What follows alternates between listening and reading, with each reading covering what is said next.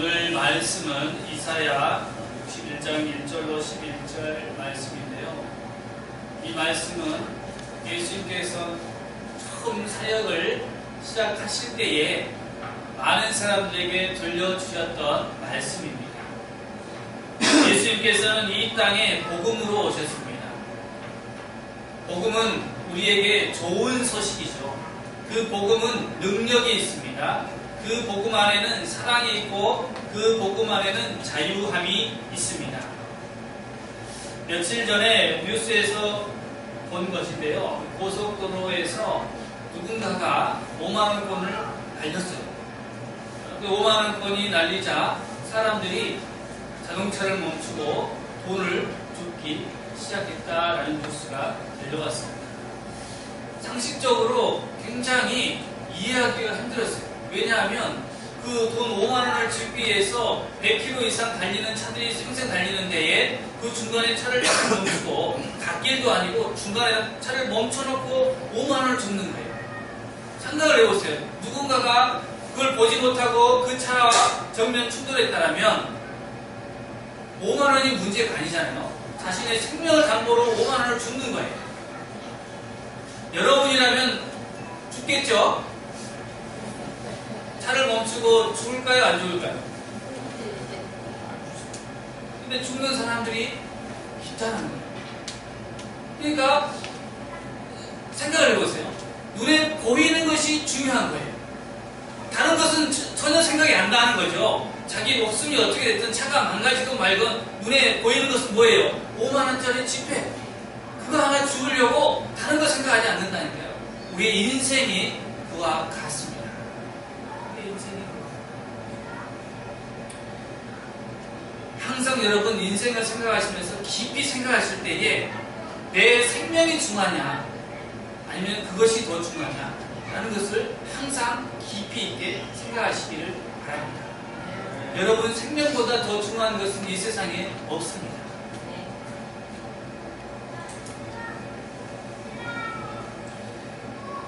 사랑하는 성도 여러분, 요즘에는요 또 많은 사람들이 돈 1,000원에 양심을 파는 사람들이 많이 있어요.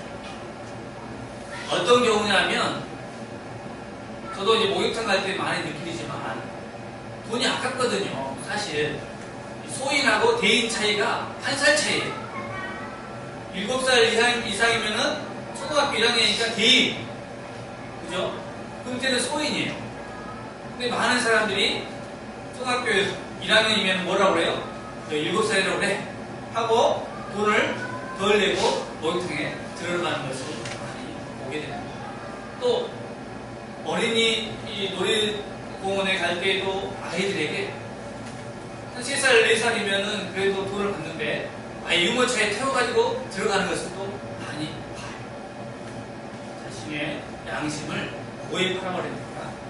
만원도 안 되는 그 돈에 양심을 파는 것을 많이 보게 됩니다. 사랑하는 성도 여러분, 믿음의 사람들은요 돈 몇 푼에 양심을 팔지 마세요. 돈이 중요합니까? 아니면 자신의 양심이 더 소중합니까? 여러분의 자존심은 돈 10,000원에 팔아 없앨 그런 것이 아니라는 거예요. 여러분의 자존심, 양심은요 이 세상을 주고도 바꿀 수 없을 만큼 가치 있고 귀중하다라고 그렇게 여기셔야 합니다. 바로 그러한 것들이 우리 기독교의 본질입니다. 가장 소중한 것은 생명이고 그와 맞먹는 것은 내가 갖고 있는 내 삶의 양심, 내 믿음이 그렇게 소중하다라는 것입니다. 우리가 믿는 예수님이 복음의 핵심이죠. 다른 것이 핵심이 아니라 오직 예수님이 복음의 핵심이다. 그러니 우리는 누구를 잘 알아야 됩니까? 예수님을 잘 알아야 합니다. 어떤 사람은 교회에 오면 사람들을 만나고 또 사람들이 친절하고 자기 이야기를 잘 들어준다고 하여 계속해서 교회에 나와서 예배도 잘 하게 됩니다. 이유가 뭡니까? 예수님을 믿는 것이 아니고 교회에 나오니 사람들이 친절하고 먹을 것도 잘 주고 그리고 나한테 내 얘기를 잘 들어준다. 그래서 교회가 좋다라는 거예요. 그 사람에게는 뭐가 없습니까? 가장 중요한 예수님이 빠져있다라는 겁니다.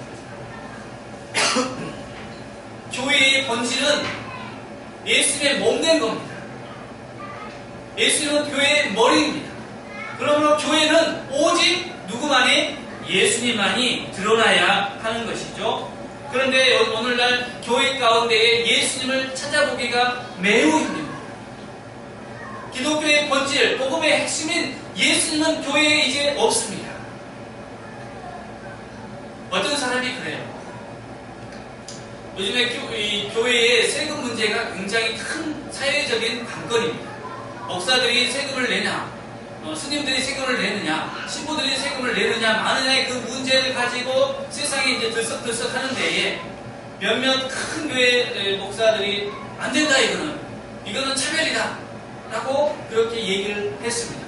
그러면서 어떤 사람이 포항에 지진이 일어났잖아요. 그 지진이 일어나는 것을 봐라! 너희들이 그렇게 종교인들을 무시하니까 포항에 지진이 있다! 라고 그렇게 하나님의 경고다! 라고 얘기한 것을 듣게 되었습니다. 그게 맞습니까?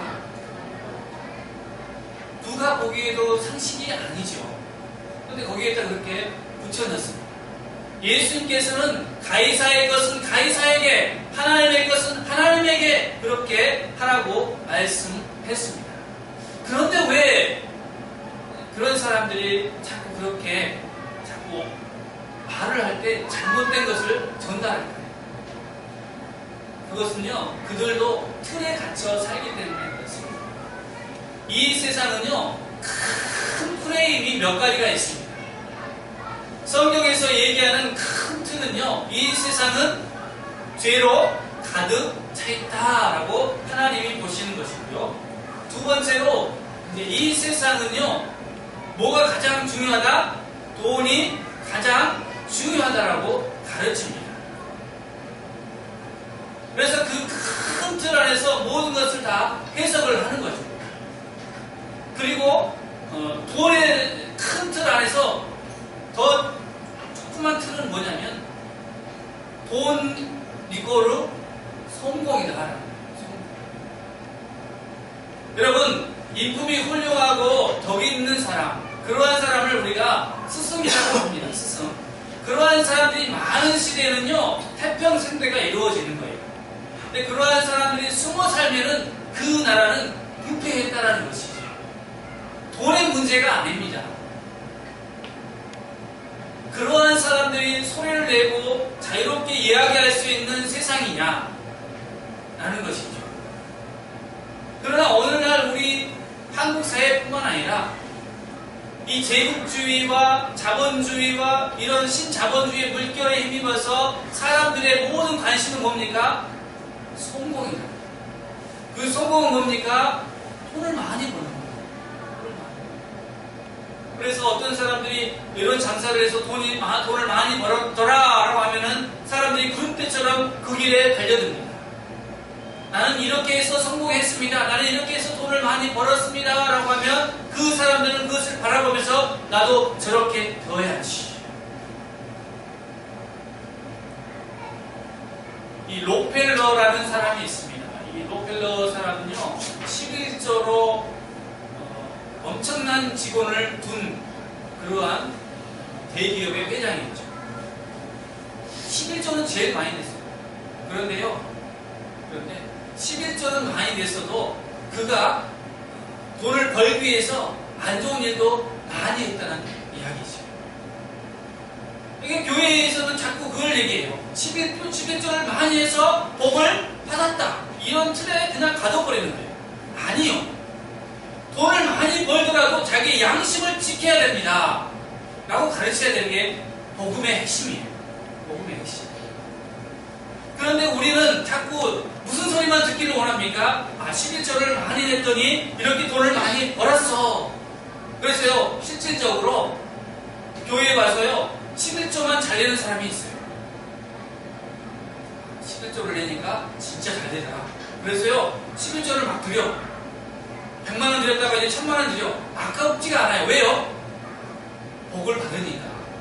그런데 그 안에는 양심도 없고 믿음도 없는 게 문제였어요. 그렇게 해서 복을 많이 받다가 어느 순간 그것이 한번 휩쓸려 가니까 그 사람은 교회를 떠났어요. 그러니 여러분, 복음의 핵심은 예수 그리스도를 온전히 아는 것이 중요합니다. 교회 안에서도 이런 것들을 가르칠 것이 아니라 누구만 가르쳐야 됩니까? 예수 그리스도만 가르쳐야 합니다. 그래서 예수님께서 이 땅에 오셨을 때에 무슨 목적으로 오셨는가가 중요하죠. 그래서 오늘 우리가 말씀을 보면요, 61장 1절에 보면 주 여호와의 영이, 하나님의 성령이 예수 그리스도와 함께 하신 거죠. 함께 하신 거죠. 그리고 내게 기름을 부으사라고 했는데, 이 기름 부음 받는 사람은 제사장이며 선지자이며 왕입니다. 이 세 사람 외에는 기름 부음을 받을 수가 없어요. 그래서 예수님께서 기름 부음을 받았다는 것은 영적인 사건이죠. 이 온 세상의 권세가 이제 누구에게? 예수 그리스도에게, 오직 예수 그리스도에게만 있다라는 것이고, 예수 그리스도가 성령에 충만했다는 것은 그가 하나님이면서 동시에 하나님의 아들이시고 성령과 함께 하셨다라는 것입니다. 그러게 이 땅에 오셔서 무슨 일을 하셨습니까? 가난한 자에게. 누구에게? 가난한 자에게. 여기서 말하는 가난한 자라는 것은요, 그저 눈에 보이는 그러한 돈이 없는 가난한 자가 아니고요, 마음이 상한 자, 마음이 가난한 자, 마음의 위로를 받고 싶은 자라는 겁니다. 만약에 그냥 가난한 자였으면 부자들은요, 하나도 구원 못 받습니다. 하나도 구원 못 받습니다. 부자들 중에서도 마음이 가난한 사람들이 많이 있습니다. 세상에 살면서 찢기고 상처 입은 그 마음들을 가지고 사는 사람들이 많이 있습니다. 그들에게 전해진 소식이 뭐냐? 아름다운 소식인데, 예수 그리스도, 그분이 그 상처를 싸매어 주시고 치료해 주신다는, 그 마음이 가난한 자가 오직 하나님 나라 백성에 합당하다라는 거예요. 그래서 가난한 자들에게 복음이 전해지는 것입니다. 그래서 그 마음이 상한 자를 고치겠다라는 거예요. 마음이 상한 자를 고치겠다. 여러분 중에도 마음이 상한 자가 있습니까? 예수 그리스도 안에서 치유가 되고 고침을 받을 줄로 믿습니다. 네. 다음에 포로된 자를 자유롭게 하신다고 했어요. 포로된 자, 죄의 가운데에 묶여있는 영혼들이 너무 많습니다. 이 죄라는 것은요, 내 고집대로, 내 생각대로, 내 판단대로 그냥 살아보는 것을 죄라고 합니다. 하나님과 상관없이 사는 인생을 죄라고 그래요. 그들을 이제 죄로부터 놓이게 하고 하나님 안에서 하나님의 백성 자녀가 되게 하신다라는 것이고, 갇힌 자를 놓이게 하신다. 여러분, 그래서 예수님 안에는 참 자유가 있습니다. 참 자유가 있습니다. 지금까지 우리는 자유가 없는 노예요, 종으로 살았습니다. 왜 그렇습니까? 이 세상에서 여러분 열심히 살고 또 열심히 살아보세요. 내가 열심히 살아서 어떤 쉼을 얻으려고, 어떤 행복을 추구하려고 열심히 살아보지만 더 열심히 살아도 그 자리에는 그러한 것들이 없다라는 거예요. 쉼이 없고 행복이 없고 영원한 기쁨이 없고 영원한 생명이 없다라는 겁니다. 계속해서 그 속에서 갇혀서, 그 생각에 갇혀서 사는 것이 세상 사람들인데, 이 생각의 틀을 깨주는 것이 바로 예수 그리스도 그분이다. 예수님께 오는 자는요, 세상의 것들이 그저 모든 것이 다 초등학문이에요. 사랑하는 성도 여러분, 예수님 안에 있으면 이 세상에 돌아가는 이치가 보이기 시작하고 참 지혜를 얻을 수 있는데, 그 지혜가 바로 뭐냐? 우리를 자유케 하는 진리입니다. 그러니 진리 가운데 있는 사람만이 자유로운 사람이고 자유인이 된 것입니다. 이제 더 이상 종으로 살지 말고 예수 그리스도 안에서 자유롭게 사시기를 바랍니다. 사랑하는 성도 여러분, 성공은 우리의 삶의 목적이 아닙니다. 돈은 우리의 삶의 목적이 아닙니다. 그저 그것은 필요할 뿐이죠. 그러나 우리 삶 속에서 가장 필요하신 분은, 우리의 삶 속의 가장 큰 목적은 예수 그리스도 그분이어야 합니다. 그분이 가장 내 인생의 삶의 목적이고 내가 그분을 따라 사는 것이죠. 그분을 사랑하는 것이죠. 그분만을 따라갈 때에 예수님 안에 있는 참 자유와 참 복과 참 은혜를 깨닫기 시작하고 세상 사람들이 생각하는 그 생각들이 더 이상 내 생각이 아닌 것을 깨닫습니다. 그렇게 되면 여러분에게는 하나님의 은혜가 폭포수와 같이 임하는 것을 경험하게 될 줄 믿습니다. 오직 예수님만이 여러분의 인생 가운데의 유일한 목적이 되시기를 바랍니다. 하나님께서는 또 말씀하십니다. 여호와의 은혜의 해와 우리 하나님의 보복의 날을 선포하여 모든 슬픈 자를 위로하겠다라는 것입니다. 지금은 하나님의 은혜의 때입니다. 누구라도 주님 앞에 나오면 죄를 용서받고 하나님의 자녀가 될 수 있습니다. 그런데 세상 사람들이 잘 되는 것 같죠? 말씀을 보면은 보복의 날이 기다리고 있습니다. 하나님의 심판의 날이 기다리고 있습니다. 그러니 그 사람들이 아무리 잘 되더라도 심판 날, 그 날에 그들은 다 무너져 내릴 것이고, 세상에서 예수 그리스도를 믿어서 고난 가운데 살았던, 슬픔을 가지고 살았던 그 모든 사람들은 하나님 앞에서 위로함을 받는다. 여러분, 이제 여러분에게 슬픔을 대신하여 기쁨을 주시고 찬송의 옷으로 근심을 대신하게 하신다는 하나님의 약속을 믿으시기를 바랍니다. 오래 황폐했던 여러분의 삶이 이제 하나님의 복을 말미암아 다시 쌓여져 갈 것입니다. 그것을 눈으로 보시고 오직 예수님만 따라가시는 여러분들이 되시기를 바랍니다. 6절 말씀에 오직 너희는 이제 제사장이 되었다라고 선포합니다. 제사장은 무엇입니까? 하나님을 섬기는 일을 하는 사람들입니다. 우리의 인생의 목적은 이제 예수 그리스도를 통하여서 하나님을 섬기는 것입니다. 하나님을 사랑하고 그 사랑 가운데 내 이웃을 사랑하는 것이 바로 하나님께서 우리를 부르신 목적입니다. 너희 수치 대신에 보상을 배가 얻으며 능욕 대신에 목수로 말미암아 즐거워할 것이라. 그래 그들의 땅에서 갑절이나 없고 영원한 기쁨 너희에게 있으리라. 이제 하나님께서 여러분 잃어버렸던 모든 것들의 갑절을 주실 것입니다.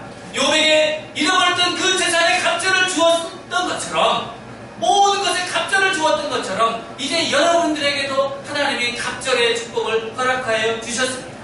여러분 안에는 이제 예수 그리스도를 통한 영원한 기쁨이 또한 항상 있을 줄로 믿습니다. 여러분들은 여호와께 복받은 자손이라 인정함을 받을 수 있습니다. 이것이 오늘 하나님께서 주신 말씀의 핵심이고 하나님이 주시고자 하는, 우리들에게 주시고자 하는 복된 은혜의 말씀인 것입니다. 그 말씀을 여러분 믿으시기를 바랍니다. 1964년 12월 광산을 탐사하는 사람들이 원난성, 중국 서북부에 있는 원난성이라는 곳에서 광산을 하러 갔는데, 그곳에서 이제 나시족이라는 사람들이 있다고 동료들과 함께, 나시족이라는 동료와 함께 이제 그 길을 따라서 눈이 많이 쌓여 있어요. 근데 그 차를 타고 쭉 가는데 눈 때문에 차가 바퀴가 자주 빠져요. 그래서 가다가 서는데 이제 눈에 빠져가지고 바퀴를 빼려고 하는데 저 먼지 누런색 뭐가 막 움직이면서 가까이 오는 거예요. 나시족에 있는 그 사람 원주민이 뭐라고 하냐면 늑대다, 빨리 차에 타십시오 라고 하는 거예요. 그래서 송아지만큼 큰 늑대들이 막 8마리가 다가오는 거죠. 근데 배를 보니까 배가 어때요? 줄였어. 그래서 배가 헐쭉 안에 들어가 있어요. 그래서 이제 그 가이드하는 그 나시족에 있는 사람이 먹을 거 있냐 차에 고깃덩어리를 잔뜩 싸가지고 왔죠. 왜냐면 길이 보니까 고기가 이렇게 많이 있다. 그럼 다 줘라. 늑대들이 어쩔 수 없이 안 잡혀 먹으려니까 다 줬어요. 고기를 다 줬단 말이죠. 근데 배고픈 늑대가, 송아지만한 늑대가 순식간에 그냥 확 먹어버려. 남은 거 있냐? 자기들 거 좀 챙겨놨잖아요. 다 줘라, 다. 다 줬어. 하나도 안 남기고 다 줬어. 늑대들이 이제 배가 부른가 봐요. 그랬더니 잠시 있더니 사라졌어요. 그래서 이제 다행이나 가자 했는데 다시 늑대들이 오는 거예요. 입에 나뭇가지를 물고 오는 거예요. 그래서 바퀴 밑에 나뭇가지를 집어넣는 거예요. 늑대들이. 그리고 뒤에서 막 문을 파는 거예요. 여기 늑대들이. 그러면서 차가 가면은 이제 늑대들 졸졸졸 따라오는 거예요. 또 빠지면 계속 파주는 거예요. 늑대가 계속 하다가 이제 내리막길에 도착할 때쯤 늑대가 가만히 앉아있는 거예요. 차가 내려가니까 늑대들도 유유히 사라졌다는 것이죠. 사랑하는 성도 여러분, 하나님께서는 배고픈 우리들에게 많은 것을 허락해 주셨습니다. 여러분의 인생에 많은 갈급함과 갈증과 그 가난과 그 모든 것들이 하나님께서 이제 해결해 주실 겁니다. 그러면 여러분, 우리는 마치 늑대와 같이 그냥 갈 것이 아니라 하나님의 일들을 감당해야 될 줄로 믿습니다. 하나님의 은혜를 갚아요. 미인물도 짐승들도 이렇게 자신에게 잘해주는 그 은혜를 갚아낼 줄 알거든. 어찌 우리가 사람으로서 하나님의 은혜를 갚지 못하면 되겠습니까? 하나님의 은혜를 갚는 여러분의 인생이 되시기를 바랍니다. 하나님의 은혜를 갚을 때에 갚을 길이 없지만 그래도 우리가 할 수 있는 한 최대한으로 하나님 앞에 은혜를 갚는 양으로 오직 예수를 믿고 하나님을 사랑하고 내 이웃을 사랑하는 우리 한마음교회 온 성도들이 되기를 주님의 이름으로 축원합니다.